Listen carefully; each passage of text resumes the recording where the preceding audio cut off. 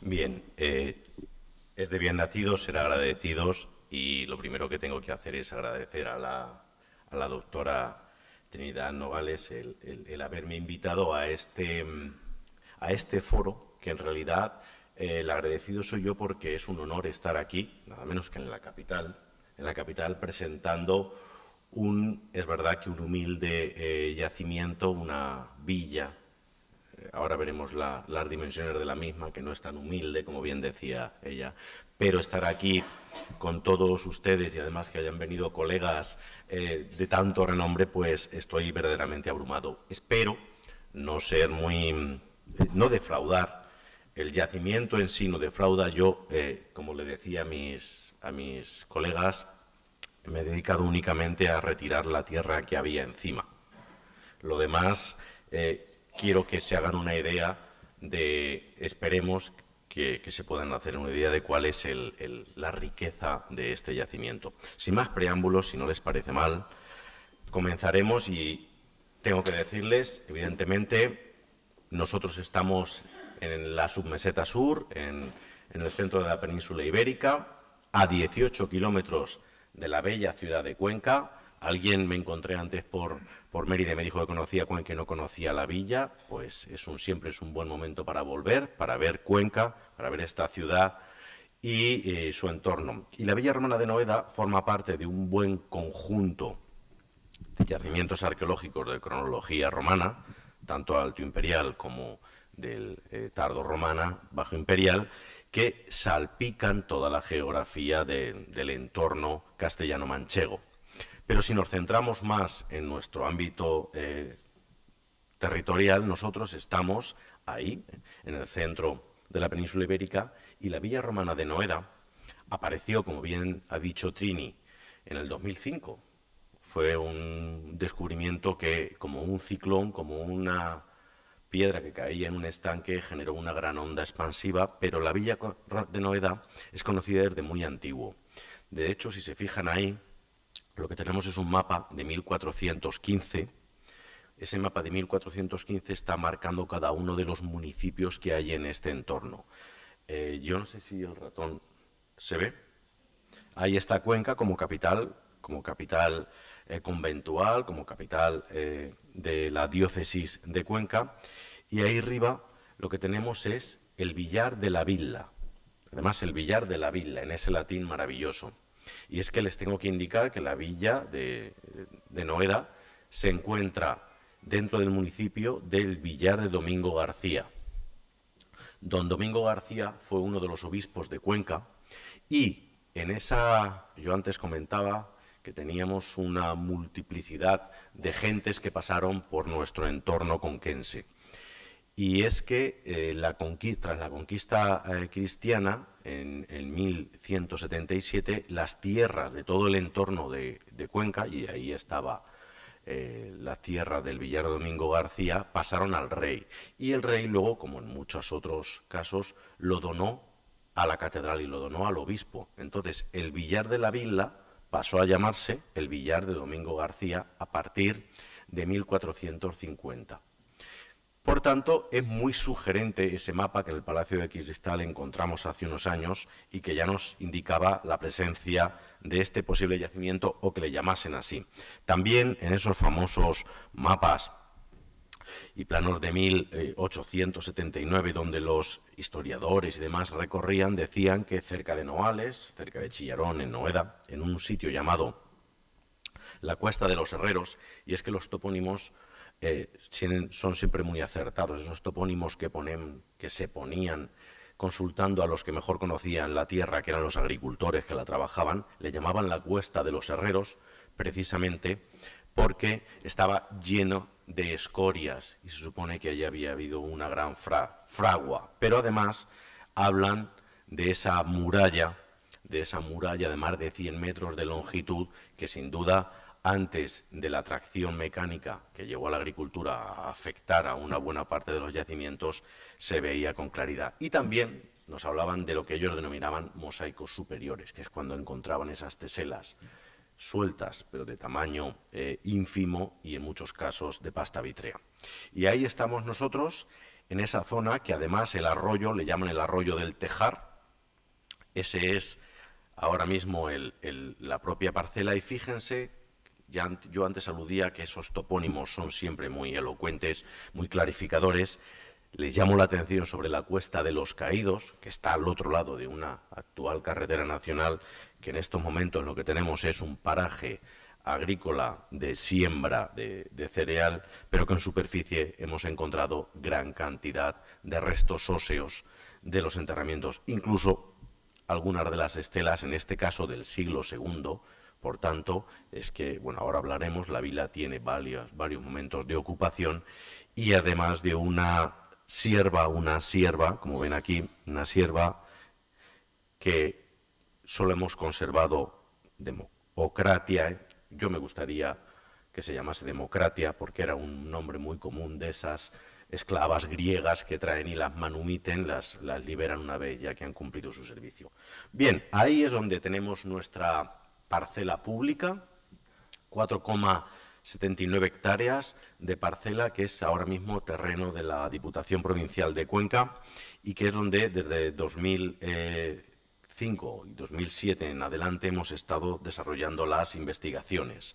No obstante, la prospección superficial y el georradar nos indica que la vila, en la superficie del conjunto de la pars urbana rústica y fructuaria, todo el complejo, son 10 hectáreas. Para que nos hagamos una idea, tenemos 10 campos de fútbol de complejo rural. Por eso antes hablaba Trini de ese complejo palaciego, y es que muchos de estos complejos en esta época son una ostentación del poder. Por eso he puesto ese nombre que he pasado rápido de arquitectura arrogante, porque es un poco arrogante poner arquitectura arrogante, pero en realidad lo que quiero decir es que todo lo construido y todo lo ornamentado, todo lo que vamos a ver en Noeda es la imagen de la opulencia, la imagen de la ostentación del poder.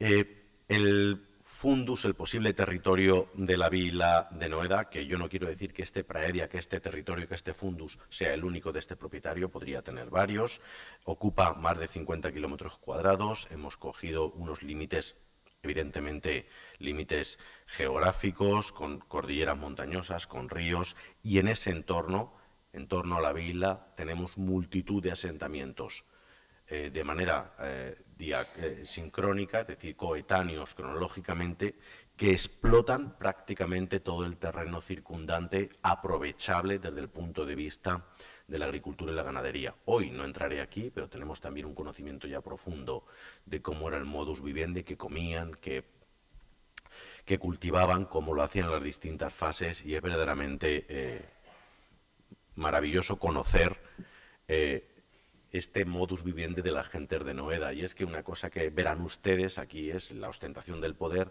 y esa imagen que deslumbra, que es el mosaico, la escultura, la arquitectura, pero la Villa Romana de Noeda es una maravilla porque ha venido en la época de la crisis, con lo malo de la crisis, y es que excavamos cuando podemos y como podemos, con lo bueno de la época de la crisis, que es el siglo XXI, con unas tecnologías transversales que nos permiten hacer múltiples analíticas, que nos han permitido localizar un mosaico que in situ hemos excavado esa fase y las posteriores, porque frente a otros mosaicos que se excavaron en los años 60-70 del siglo pasado, tenían otros intereses científicos, y aquí no. Estamos analizando esa sociedad que se quedó ahí, la sociedad tardorromana, gracias al mosaico, pero analizando por primera vez de manera holística, de manera compleja, todos los elementos conformadores de la villa.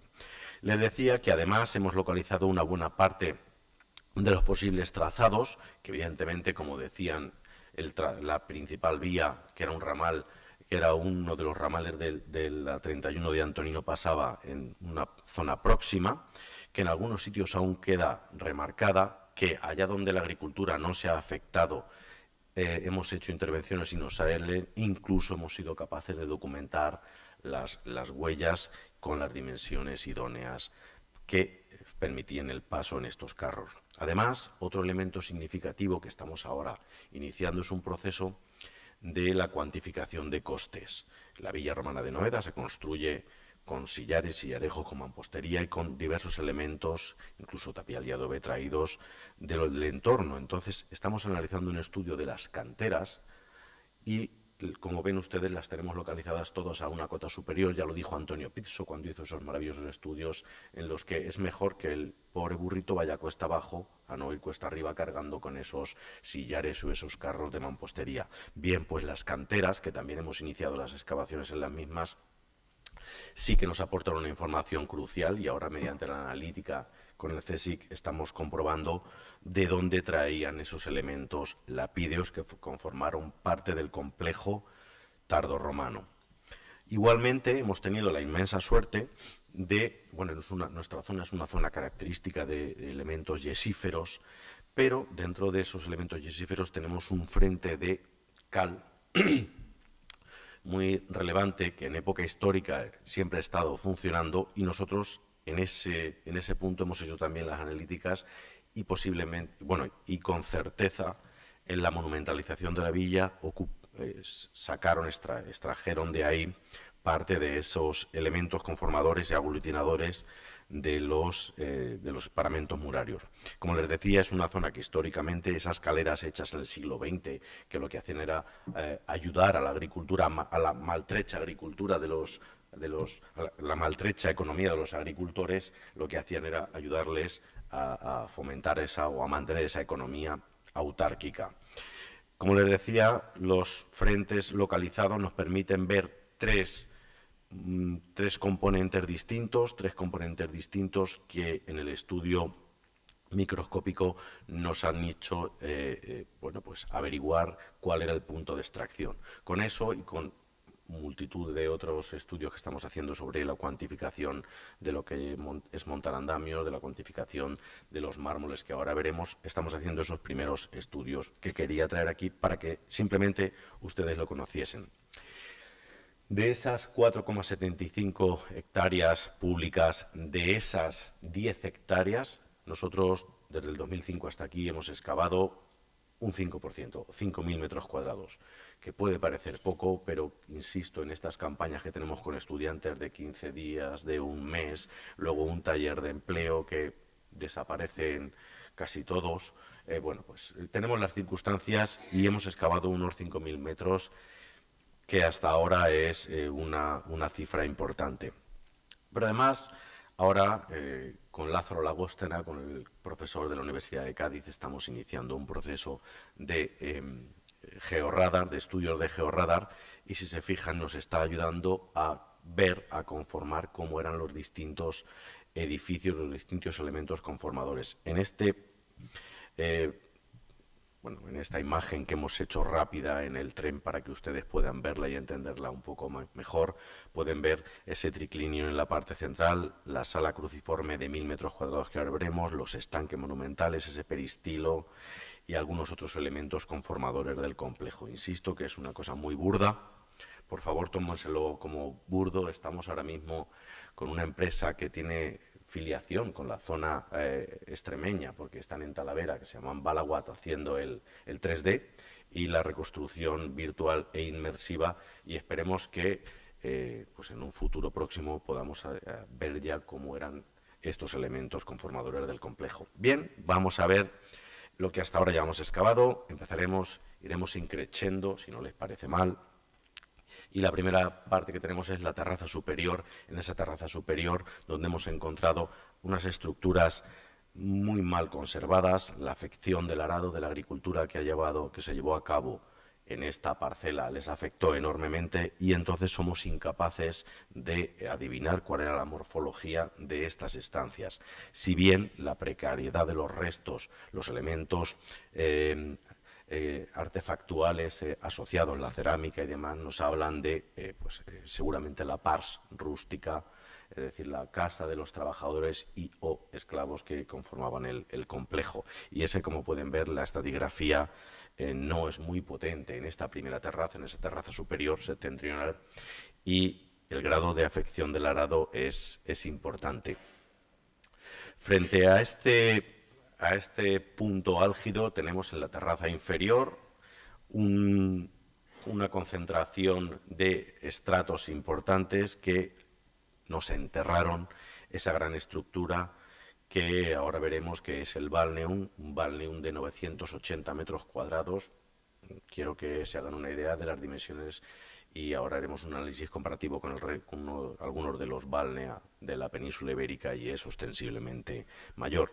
Y como le decía, la buena suerte que hemos tenido, la dea fortuna, a veces está con nosotros y que Noeda, la dea fortuna, debe de vivir por allí, porque habitualmente nos encontramos una secuencia muy alterada. Aquí no, la buena estratigrafía nos ha permitido comprobar cómo ese Balneum, que lo vemos ahí en planta o que lo pueden ver en fotografía aérea, y que además, como todos los balnea de la península ibérica, fueron reutilizados, reaprovechados como edificio de almacenamiento y transformación agrícola ya en las fases, en las postrimerías, en las fases residuales del yacimiento, en una segunda fase de ocupación ya tardo-antigua, y por eso, como ven, hay multitud de silos, han arrancado los mosaicos, etcétera. Pero si olvidamos esos agujeros y nos vamos a la morfología del Balneum, es un Balneum pues canónico de esquema axial, insisto, de casi 1000 metros cuadrados,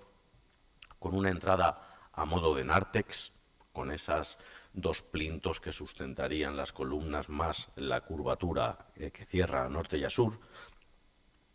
Desde ahí pasaríamos al Apoditerium, un Apoditerium holgado, 180 metros cuadrados, y un gran frigidarium de 350 metros. Aquí todo es a lo grande.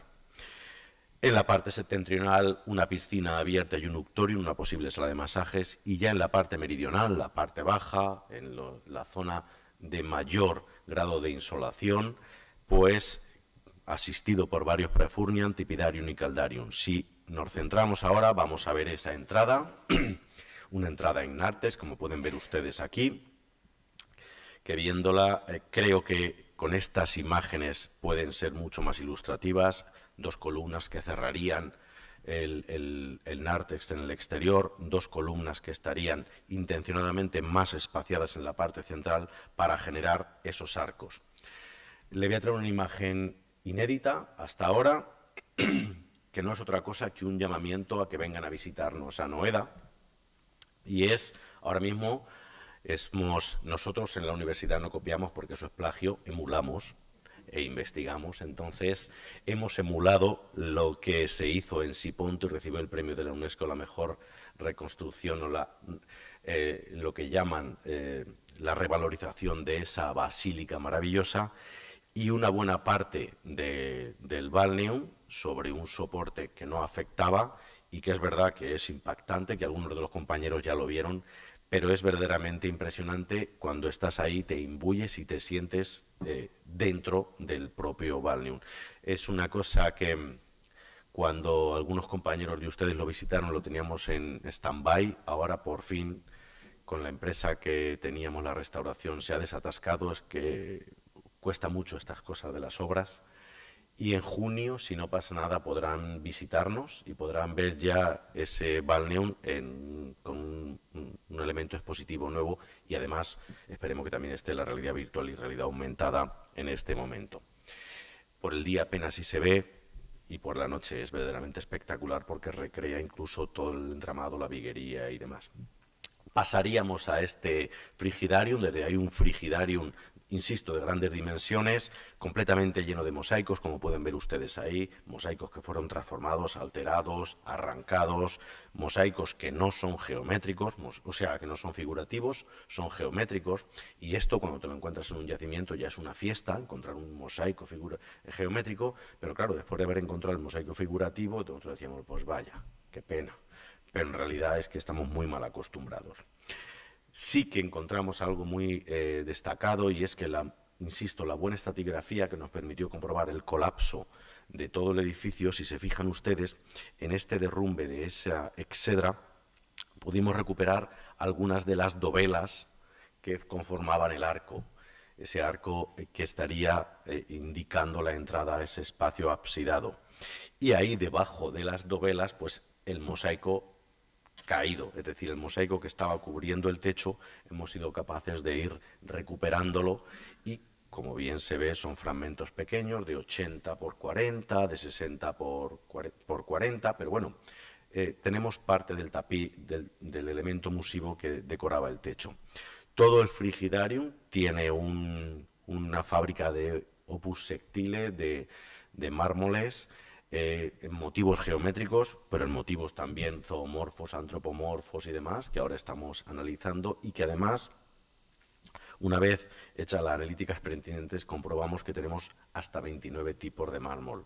Quiero poner en contexto esto, y es que en esta época, siglo IV, traer mármol de todo el Mediterráneo, con el estado político que teníamos y demás, es una ostentación del poder. Hay que tener mucho dinero y muchas relaciones, porque algunas de las minas son del emperador en persona, y las que están sobre todo en la zona de Egipto, en la zona de Turquía, tienes que pedirle permiso y tiene que darte permiso para comprarle.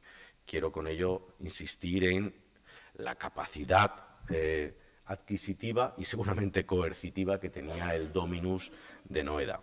Ahí, en ese frigidarium, uno de los últimos descubrimientos es este agujerito, que para que vean un poco las dimensiones, ese soy yo, pero dentro hay casi 80 metros de cloaca, en un estado de conservación maravilloso.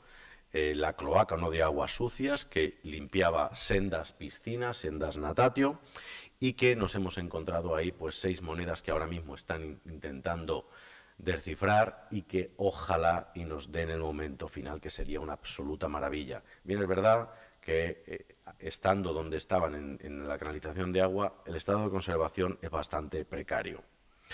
En la parte norte tenemos ese uctorium, esa sala de masajes, y de manera anexa a la misma, esa natatio, esa piscina. Esa piscina además abierta que se conserva, como pueden ver ustedes, con todo el pavimento íntegro.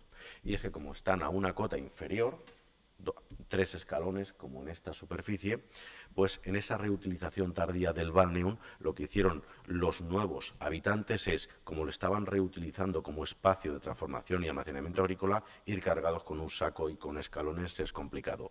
Lo rellenamos, echamos ahí un buen número de esculturas, un buen número de mármoles, un buen número de fragmentos de mosaicos, y encima construimos un maravilloso horno, lo cual para nosotros fue magnífico porque nos sellaron un metro prácticamente de estratigrafía de ese momento tardío, que nos hablaba muy bien de cuál era la ornamentación que estaban desmontando de ese complejo.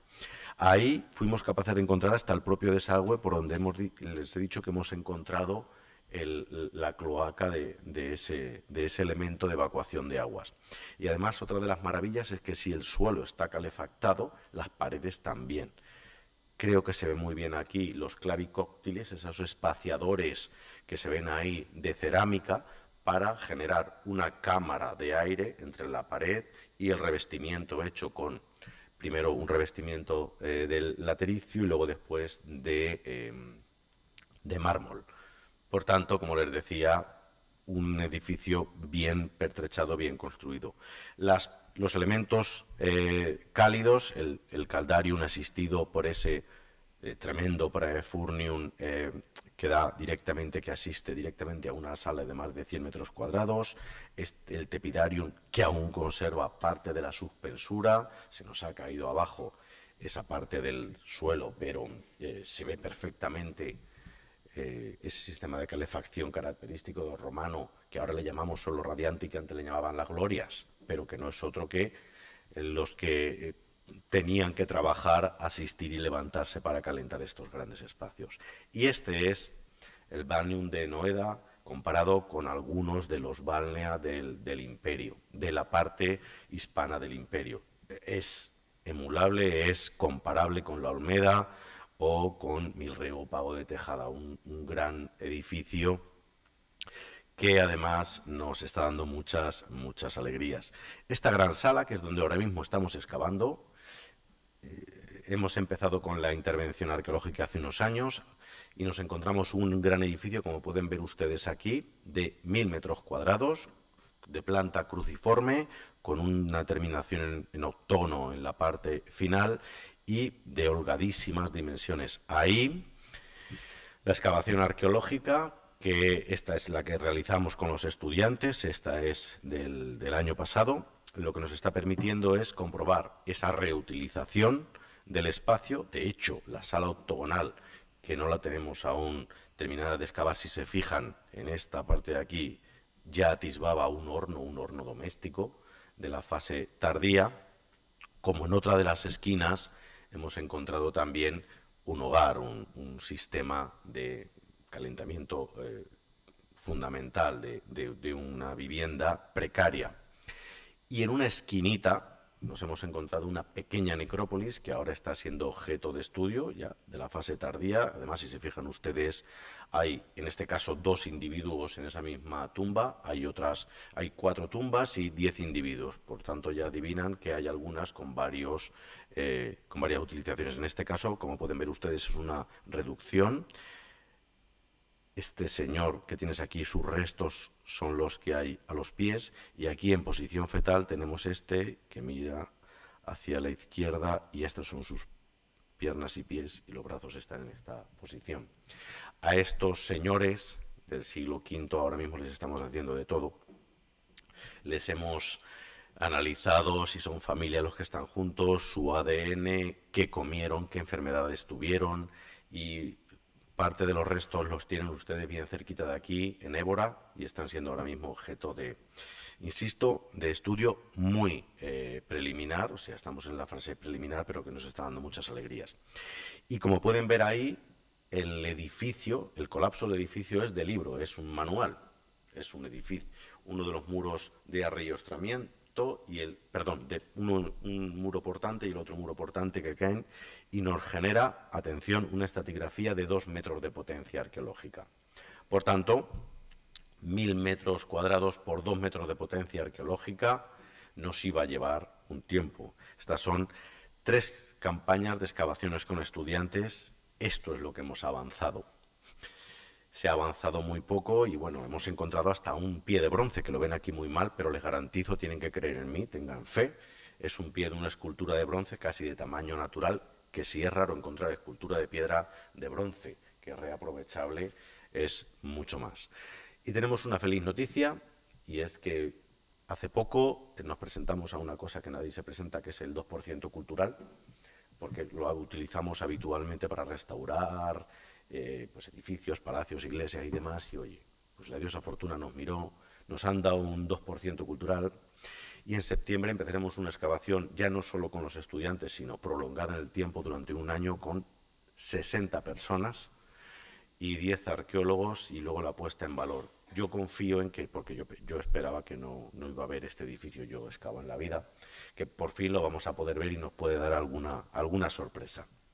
Bien, y ya acercándonos a lo que nos trae aquí, que es el triclinio, quiero presentarles otra zona que también está siendo objeto y que va a también ser excavada en este espacio, porque vamos a unir los 2 elementos, y es esta zona que está en la antesala, en la zona precedente al propio triclinio, y que si lo vemos en una ortofotografía apenas son unos 500 metros cuadrados de excavación, pero es muy relevante. Si se fijan ustedes, se ve claramente, muchísimas transformaciones del siglo V, pero aquí se adivina ese pavimento de Opus Signinum que sustentaba todo un elemento de mosaicos, que en algunos sitios los hemos encontrado, y que nos habla de ese peristilo, uno de los peristila, pequeño peristilo, que conformaría el gran complejo. Además, hemos tenido la suerte de encontrarnos 3 basas in situ, más algunos plintos, que si lo ven ustedes ahí se ven las basas y los plintos, y aquí son las que nos faltan, que estarían retiradas, pues generaríamos todo un peristilo que además miraría a esos estanques monumentales que ya les puse antes. Son estanques de 16 metros por 6 de anchura, bloques de 4, que vierten a una cota de 1 metro de uno del otro, por tanto generan esa musicalidad del agua. Y aquí nos encontramos ya en ese comedor, en ese espacio triapsidado, en ese punto de origen que fue la investigación en Noeda, que fue esa gran sala trícora, esa sala trífora, que hasta ahora yo les he estado hablando, aludido al siglo V, he aludido al siglo IV, pero también es verdad que hay una fase del siglo I antes de Cristo al siglo II después de Cristo, una etapa previa en esa vila, y además en algunos sondeos hemos llegado a encontrar cerámica de cronología ibérica del siglo IV aproximadamente. Por tanto, esas condiciones idóneas para el mantenimiento antrópico, con un río cerca, con una agricultura, con unas tierras agrícolas verdaderamente reveladoras, lo que hicieron fue que el hombre se mantuviese en esa zona. De hecho, Noeda, la propia aldea de Noeda, está apenas a 400 kilómetros. Pero bien, en rojo lo que tenemos son los pocos restos que vemos de la villa primigenia, que aquí los ven ustedes, y que los tenemos debajo de la villa monumental. La villa primigenia hemos excavado muy poco porque evidentemente habría que ir retirando los mosaicos para comprobar la cronología. Allá donde no tenemos un pavimento firme, hemos agotado la secuencia estratigráfica y es ahí donde hemos podido documentar esa villa primera y la ocupación. También no sabemos de las dimensiones que fuese, pero en algunos puntos sí hemos encontrado la ocupación ibérica, y solo con testigos cerámicos, solo con elementos vasculares. Las catas no nos han aportado ningún elemento constructivo de cronología ibérica. Y ahí tenemos nuestra sala, 290 metros cuadrados de espacio libre, 290,78 metros cuadrados de espacio libre, construidos con muros de 1,20 m en algunos sitios, en otros un poco más pequeños, y que están realizados con mampostería, con sillarejos, pero también en algunos de los, no del triclinio, pero de las salas convergentes, con adobe. No sé si pueden ver ustedes ahí esa pared de adobe que cayó hacia ese lateral y que lo que vemos son los módulos de adobe de 40 por 15 centímetros que se ven perfectamente como cayeron hacia esa cota. Los muros de la sala trícora, como les decía, entre 80 centímetros y 1,20 m de anchura, muchos realizados con un doble paramento de sillarejo, donde aún es patente la huella del scalprum, de la huella del maestro cantero, y como les decía, esas canteras que hemos localizado y que además hemos encontrado material de esta cronología, también de cronologías posteriores, lo cual indica que seguramente la iglesia del pueblo y otras cosas también, hay unos frentes de cantera, lógicamente se utilizarían porque también son el mismo tipo de piedra. Pero lo que no sabemos aún la procedencia, y también estamos analizándola, son estas maravillas, que es una piedra, que eso es toba, es la piedra de tufo. Saben ustedes que la piedra de toba es una piedra que cuando la cortas en la cantera, yo no digo que sea como mantequilla, pero es fácilmente maleable, la cortas y una vez que se seca, es porosa, tremendamente dura y no pesa prácticamente. Por tanto, una candidata idónea para la construcción en lo elevado. Como hemos tenido también la suerte de encontrarnos los morteros en el punto de unión, hemos sido capaces de ir recomponiendo la morfología de los arcos, de esos arcos que formaban parte de las estructuras de las exedras. Y además, cercano a Noeda, tenemos otro yacimiento que también estamos investigando ahora, que se conserva en muy buen estado gracias a que fue reutilizado como ermita, como iglesia, y también como elemento enterratorio de época visigoda, y ahí, en una sala trícora similar a la que encontramos, pero de muchas menores dimensiones, de 65 metros, tenemos también esos arcos hechos con piedra de toba de similares características a las de Noeda. La cubierta de todo este espacio, de todo este edificio, sería íntegramente en ímbrices, no tenemos evidencias de tégula, y es también común en esta época ya la construcción íntegramente en ímbrices, y el revestimiento de las paredes sería a base de todas unas lastras, unos elementos de mármol. En este caso ya va a haber menos tipos de mármol y muchos son procedentes de esta zona lusitana. Estremoz es un muy buen punto de origen y, de hecho, como ven ustedes, muchos de los mármoles que tenemos ahí son de la zona de Estremoz. Ahí, ese expolio que sufrió también el triclinio, sin embargo, nos dejó unos cuantos fragmentos in situ. Y si se fijan, esos fragmentos in situ, más las huellas en la pared que se ven muy bien, nos han permitido recomponer cuáles eran las morfologías de las lastras, la morfología de los elementos lapídeos.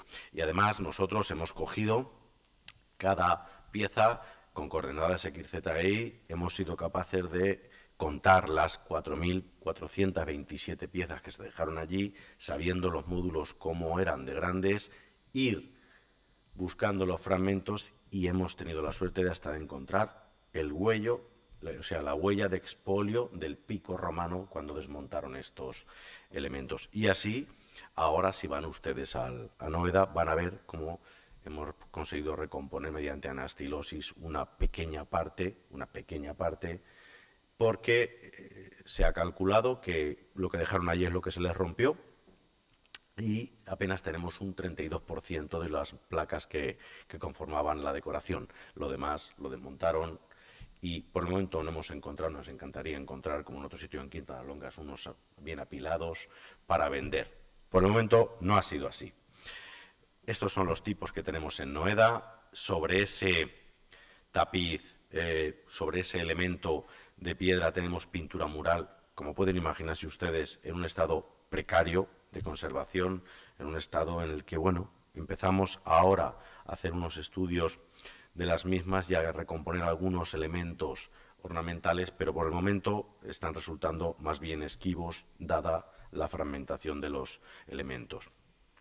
Y para entrar en la morfología del triclinio, lo que tenemos es una entrada, como decía, modo en nártex, donde dos escalones que han perdido el forro de mármol salvarían los 75 centímetros que hay en la antesala con el propio triclinio, y ese triclinio de morfología cuadrangular con esos ábsides que, como saben ustedes, a finales del siglo III y siglo IV se ponen de moda.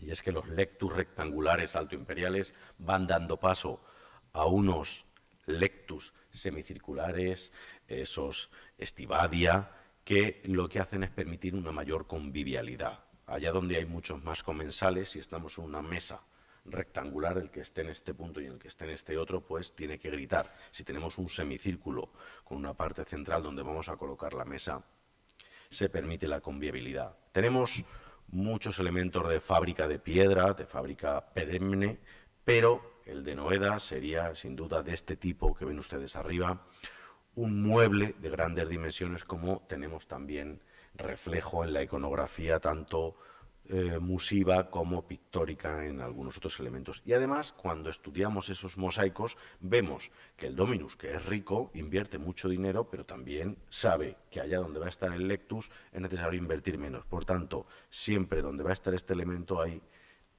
mosaicos geométricos y no figurativos, no se van a ver, van a tener un gran mueble encima. En la parte central de Noeda tenemos una fuente inmensa, 3,5 metros de lado por 2 y pico. Bueno, es que Noeda, como le decía yo al alcalde, es más grande el triclinio de Noeda que la plaza del pueblo de Noeda. Con 300 metros se puede permitir el lujo de tener una fuente, evidentemente. Una fuente que además la excavación metódica nos permitió, no sé si lo ven ustedes, que se adivinan también las dimensiones de las placas de mármol que lo revestían. E incluso algunas las hemos localizado in situ, pero se ven muy bien las juntas de unión de esas placas, lo cual nos ha permitido ir recomponiendo aquellas huellas que se mantenían, y como en el caso anterior, la recogida metódica de las mismas nos ha permitido ir recomponiendo cómo era la decoración.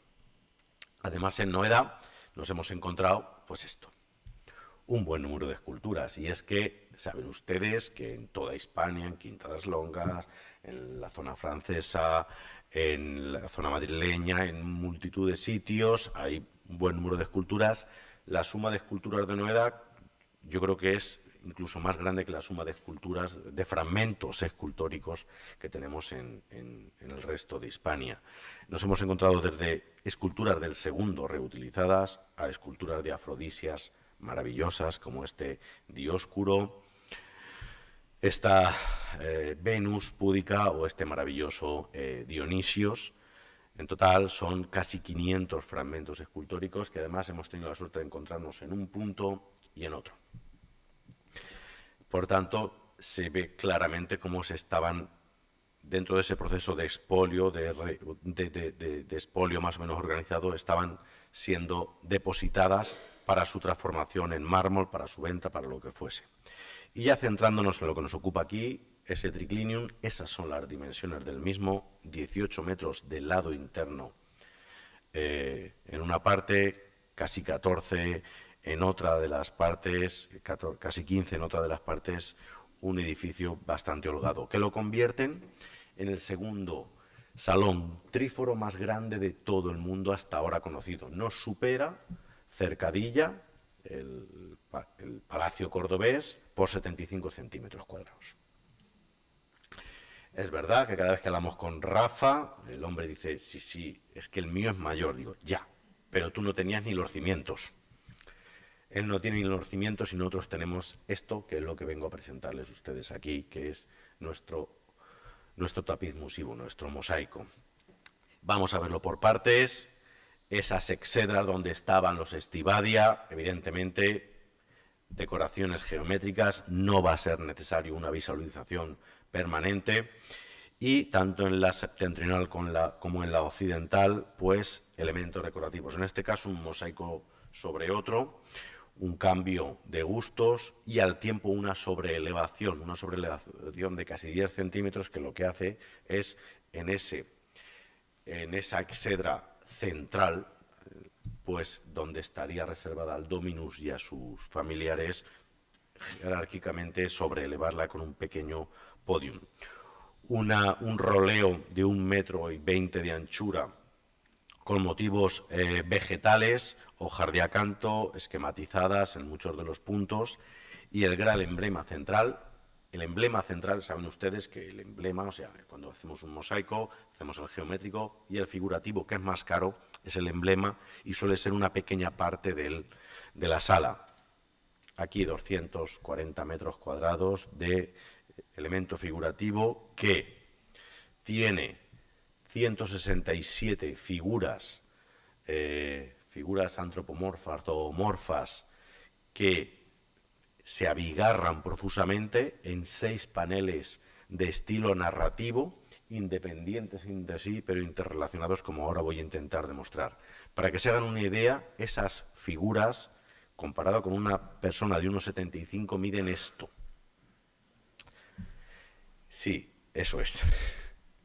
Es una cosa impresionante. Esta señora, Atenea, mide 2,18, como Ardida Sabonis, un famoso jugador de baloncesto de mi época. Se me grabó con esa fecha y con esa cantidad. Y bueno, como ven ustedes, además, todo el emblema central está realizado con teselas milimétricas. Aquí vemos la diferencia, fíjense ustedes en la parte superior, de las teselas de 5 milímetros, 6 milímetros que decoran la orla vegetal, y de hasta 1,5 milímetros llegamos a tener algunas de las teselas que decoran el tapiz figurativo.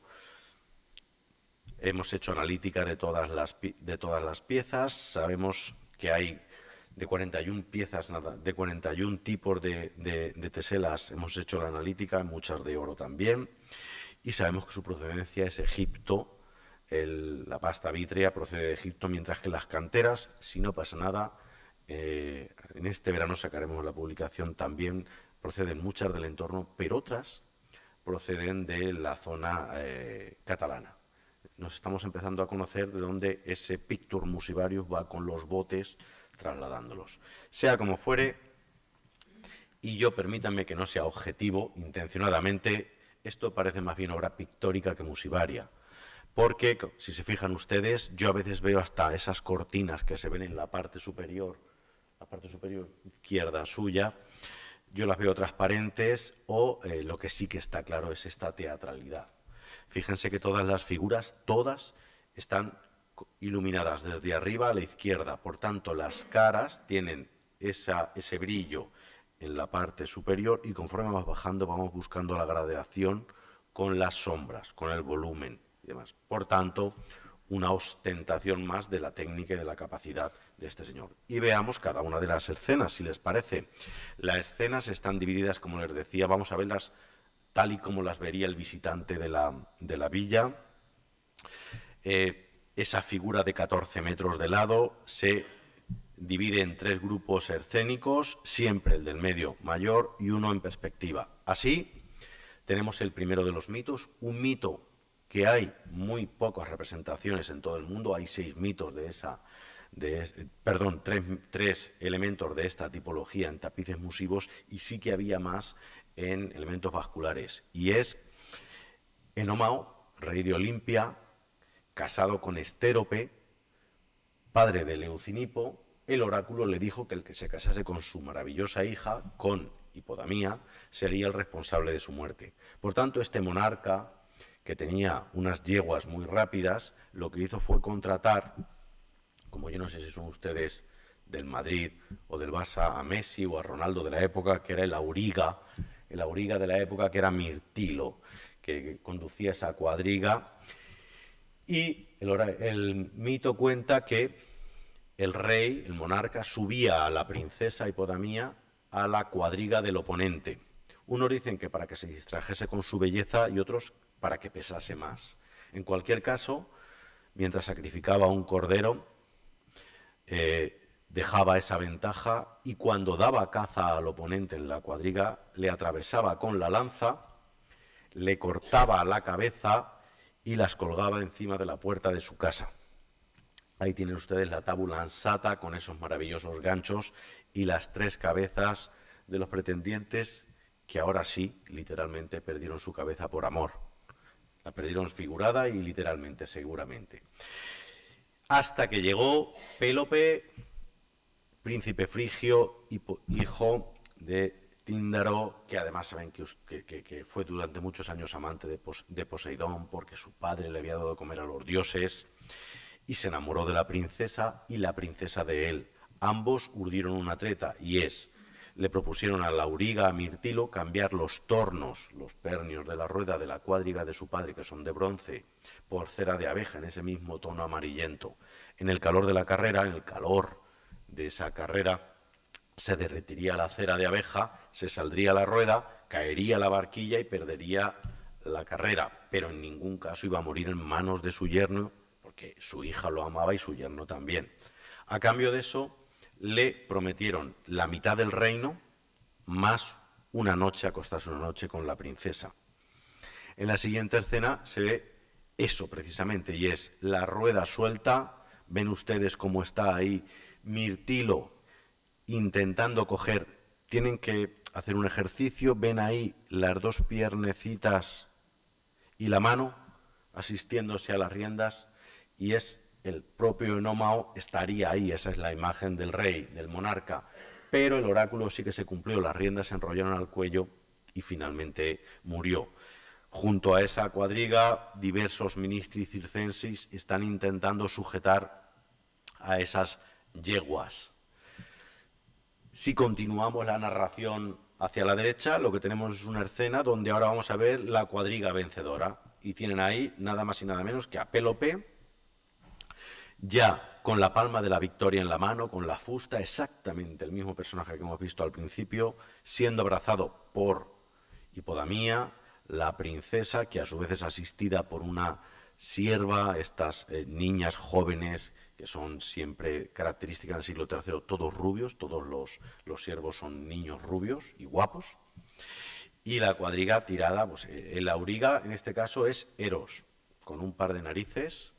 Este hombre decide que el mejor auriga no puede ser que el dios del amor.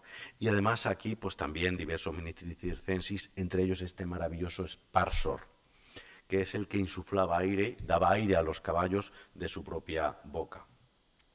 La imagen que nos resta, la imagen que no vemos, volvemos a ver a ese personaje con la túnica blanca, las calzas negras que hemos visto antes, que es Mirtilo, el auriga. Y es que lo que no podemos ver, porque nos ha destruido el arado, es el final del mito. El final del mito no es otro que la ya reina y el rey no cumplen con su parte del trato, no dan ni la mitad del reino ni se acuesta con él. Y entonces intenta forzar a la ya reina, el auriga. Le coge el marido y lo arroja por un precipicio, y lo que vemos es el auriga cayendo. Y cuando el auriga cae le dice: ojalá y todos tus descendientes tengan problemas con el amor. Vamos a ver quién son los descendientes de ellos, que ya les adelanto que sus nietos son Agamenón y Menelao. Lo digo por si acaso luego vemos el rapto de Helena y qué le pasa al pobre Menelao cuando le quitan a la mujer. Bien, en la parte superior, emulando esa carrera en perspectiva, un circo, un maravilloso circo con todos los animales, las esculturas, la fala, el ovarium, donde estaban los 7 huevos, distintas esculturas, en fin, una alusión a esa carrera. Vamos a ver otra de las escenas, esa escena en la que ahora en 2 grupos, uno superior y otro inferior, lo que vamos a tener son escenas alusivas a los ludi, en este caso ludis aeschyenici y ludis pugilísticos. Igualmente, como antes, 3 grupos escénicos, el central mucho mayor, y aquí esa imagen que hemos visto antes, donde vemos tras esos cortinajes al joven que toca el hidráulis, maravilloso, con esa taenia, que era la ornamentación característica de los grupos teatrales, pero sobre todo este maravilloso hidráulis, uno de los más completos de todo el imperio, con los 28 tubos, los 2 niños vestidos con las características soles, esas zapatillas, esas sandalias pobres, que están insuflando aire a las fuelles para que el movimiento en la cámara eólica permita el movimiento en los tubos. Y este hidráulis, además, como dicen las fuentes, tiene la representación del día y la noche.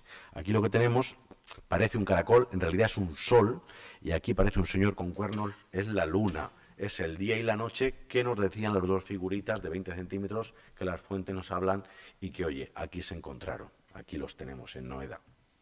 Junto a ellos, los componentes del coro. Y los componentes del coro, como decía las fuentes, 2 mujeres y un hombre. Y el hombre, además, con el escapelum, ese zapato grande de madera que lo que hace es marcar el ritmo. Por tanto, todo el componente de la compañía teatral.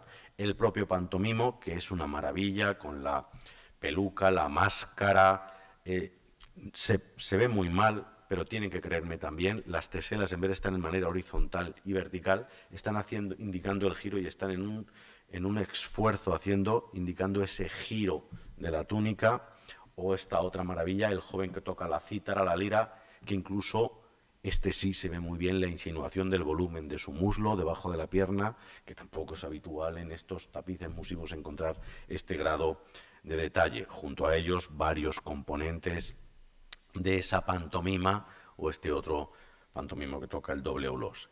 Y al final, esa maravilla que es el propio mimo. La pantomima lleva una compañía teatral compuesta por 2 personajes, el mimus y el Samnius y el Stupidus, el tonto y el más tonto, que mediante muecas, sin palabras, nos tienen que hacer entender una obra de teatro. Y aquí lo que tenemos es un señor que va vestido con exomis y otro, que fíjense, lleva la cabeza rapada, las orejas puntiagudas, es un casquete, que es el mismo, una señora que vuelve a aparecer aquí y que va atada, fíjense, de la muñeca por este señor.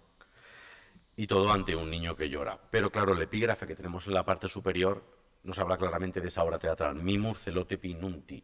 El mimo está hablando del recién casado celoso. Es una obra teatral muy conocida a partir del siglo III después de Cristo. En la parte inferior,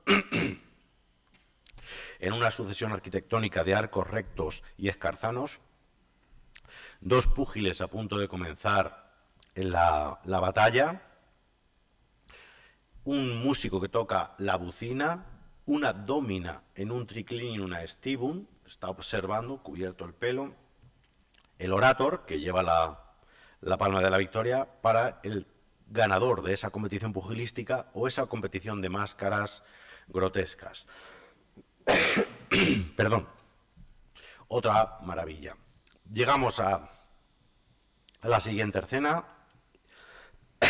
Como en el caso anterior, llevo los caramelos, los tengo por algún sitio.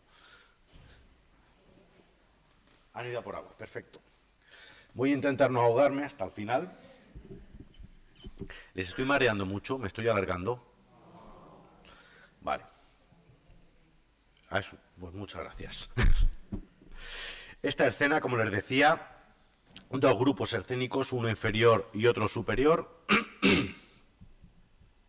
Como en el caso anterior, pues, yo tenía la voz como Plácido Domingo, pero estaba empezando. Me siento ya ahora mismo como estos que cantan modernos que no se les entiende nada. Y a veces, bueno, y a veces es mejor no entender la letra, porque cuando le presta atención asustan.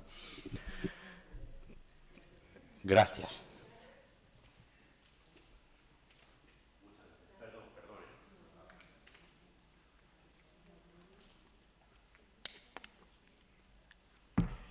Ya está.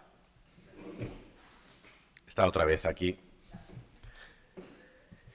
un familiar de José Carreras. Les decía que en 3 grupos escénicos, igualmente el central mucho mayor que los laterales, en este caso lo que vamos a tener es esos descendientes de Enomao y de Pélope e Hipodamía, y es el rapto de Helena. Recuerden ustedes, todos han visto la película Troya, ¿verdad? Que es una mentira, que Patroclo no es el primo de Aquiles, pero claro, que Helena se va, pero luego se vuelve con Menelao, que no muere en menor de Héctor, esto lo sabían. Bueno, en realidad la historia es que en las bodas de Tetis y Peleo invitan a todos los dioses menos a la diosa Discordia, y esta se presenta allí con una manzana de oro que dice para la más bella. Se presentan en esa competición Atenea, Hera y Afrodita, las 2 hijas y la mujer de Zeus. Zeus inteligentemente dice, no voy a ser yo quien decide entre mi mujer y mis hijas quién es la más guapa. Que venga Paris, que Paris había sido exiliado al monte Ida y estaba con el dios Pan cuidando cabras y persiguiendo ninfas, porque eso sí, era muy promiscuo Paris. Y el juicio de Paris, que ustedes tienen esa imagen del cuadro de Rubens maravilloso, es el príncipe troyano. Solo, aquí lo hemos perdido, pero pueden ver esa palmera en la parte superior, esa roca donde él está sentado en la parte inferior y las piernas del propio príncipe. Ese príncipe que tiene que decidir quién es la más bella ante esa competición. Ahí se presenta Atenea, diosa virginal, diosa de la guerra, maravillosa. Es mi figura preferida. El casco, la égira, la gorgona medusa en el centro, el polos. Ella le dice, Paris, si me eliges a mí, saldrás victorioso de todas tus batallas. También se presenta Hera, la mujer de Zeus, diosa vengativa, que le dice, si me eliges a mí, te protegeré, y si no, atente a las consecuencias. Y esa diosa insinuante con los senos al aire es la otra hija de Zeus, es Afrodita, la diosa del amor, que le dice, si me eliges a mí, tendrás la mujer más bella del mundo para ti.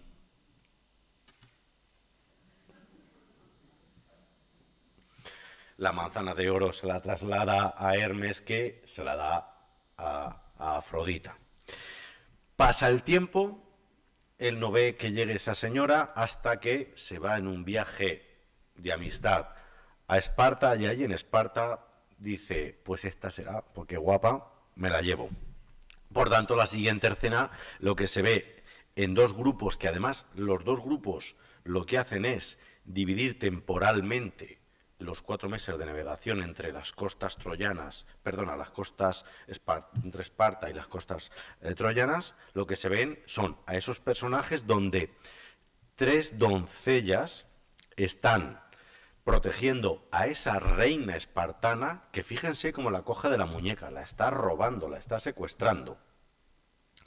Paris tira de ella, va subiendo hacia arriba, las 3 doncellas, una lleva la umbrella, otra lleva el espejo y otra lleva el cofre. Y es que los espartanos se enfadaron mucho porque se la llevaron a la reina y bastante más porque le robaron el tesoro.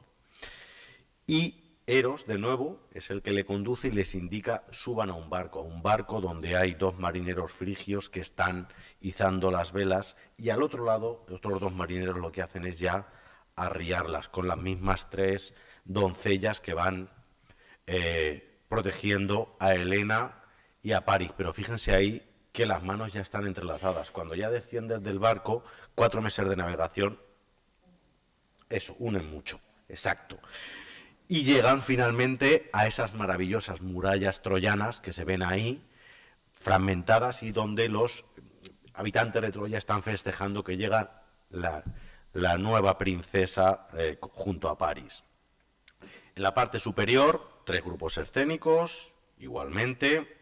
En este caso la perspectiva, en vez de izquierda a derecha, es del centro hacia los lados. Y aquí tenemos una maravilla, y es un cortejo dionisíaco, donde pueden ver ustedes ahí una cuadriga maravillosa que viene hacia nosotros, que se abre, fíjense donde tenemos aquí las ruedas abriéndose, con la barquilla, 4 centauros músicos que tocan la siringa y el aulós, que van tirando de esa cuadriga. Sobre la misma está Dionisios, acompañado de Ariadna, de su mujer, que entre ella y una Victoria alada están coronándolo con esa corona de pámpanos, y él con el característico polos en su mano izquierda, con la jarra de vino vertiendo sobre la derecha, y el cortejo lo acompañan sendas ménades danzantes con ese tímpanon, con esos elementos maravillosos de música, y frutas, también elementos frutales muy característicos de esos cortejos dionisíacos. Los cortejos dionisíacos, cerca de aquí, tienen uno maravilloso, también el de Torre de Palma, con muchos componentes, pero como les decía, siempre se acompañaban con esos sátiros, en este caso un estudio anatómico absolutamente maravilloso, con una musculatura donde se marcan cada uno de los gemelos, donde el volumen se ve claramente, esos sátiros que con las antorchas abren el cortejo, las ménades que van acompañándolos con esos palas que van flotando, o la insinuación de las piernas debajo de las vestimentas también. Y es que precisamente esa ménade está sujetando a Sileno, ese dios anciano, gran sabio, que cuando se emborrachaba tenía el don de la adivinación, y que además es una maravilla, porque no sé si lo adivinan ustedes, pero tiene pequeñas teselas de 1 milímetro que le indican las venas rojas en los ojos para indicar la embriagadez. O sea, el grado de detalle es supino, que está sujetado por otro sátiro, mientras un tercero lleva el pellejo de vino, otra ménade lleva la famosa crátera de oro alusiva a estos cortejos dionisíacos, junto a otros sátiros que abren el cortejo, y el dios Pan, que antes le decía, ese dios mitad cabra, mitad hombre, maravilloso, que está representado aquí de manera excelente en Noeda. Al otro lado, otro sátiro, en este caso imberbe, que abre el cortejo junto a otra ménade. Otra destreza absoluta. El penúltimo de los paneles, otra representación de la pantomima, como en el caso anterior dividido en 2 grupos, como en el caso anterior 3 grupos escénicos, y aquí muy afectado, porque en la parte meridional por el arado, también se adivina el hidráulis, se ven los niños con las fuelles, los componentes de la pantomima, todos y cada uno de ellos, pero esos elementos que estaban sobre el lectus, que tenían la cabeza rapada, los propios mimos, son sustituidos por actores que llevan zuecos, llevan coturnos, para aludir a la comedia.